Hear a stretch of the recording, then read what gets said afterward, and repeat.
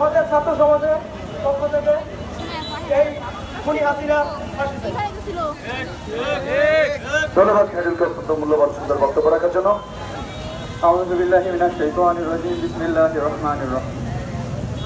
2008 সালের 29 ডিসেম্বর যখন আওয়ামী লীগ ক্ষমতায় আসে, এরপরে আওয়ামী লীগ সরকার নানানভাবে বিভিন্ন সময়ে গণহত্যা চালিয়েছে।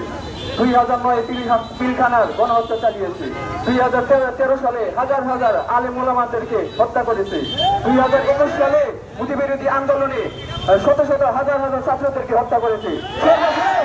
সর্বশেষ যে কথাটা আমি বলতে চাচ্ছি, 2024 সালে আমাদের নিরীহ ছাত্র ভাইদেরকে হাজার হাজার শত শত ছাত্র ভাইদেরকে হত্যা করেছে।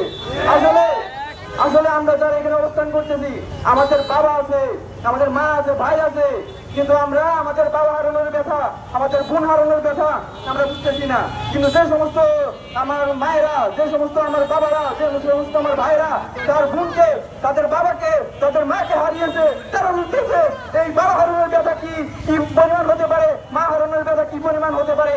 সর্বশেষ আমার যেটা আপনার থাকবে, বর্তমান সরকার প্রধানের কাছে সখীপুরবাসীদের পক্ষ থেকে আমার আবেদন হচ্ছে, আওয়ামী লীগ, যুবলীগ, ছাত্রলীগ এদের যারা কমিটির মধ্যে ছিল সকলকে গ্রেপ্তার করো, এবং সকল মন্ত্রী যারা আছে সকলকে গ্রেপ্তার করো, এবং কিছু যত এমপি রয়েছে সকলকে গ্রেপ্তার করো।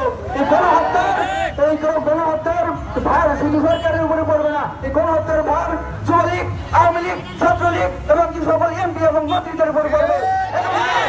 এবং কি এখন পর্যন্ত বাংলাদেশে 18 লক্ষ কোটি টাকা ঋণ করা হয়েছে, 11 লক্ষ কোটি টাকা পাচার করা হয়েছে।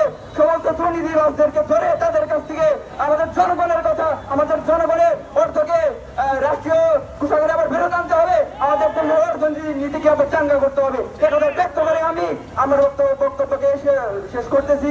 সকলের শুভকামনা এবং মঙ্গল কামনা করতেছি। ধন্যবাদ ভাইকে অত্যন্ত সুন্দর মূল্যবান বক্তব্য রাখার জন্য।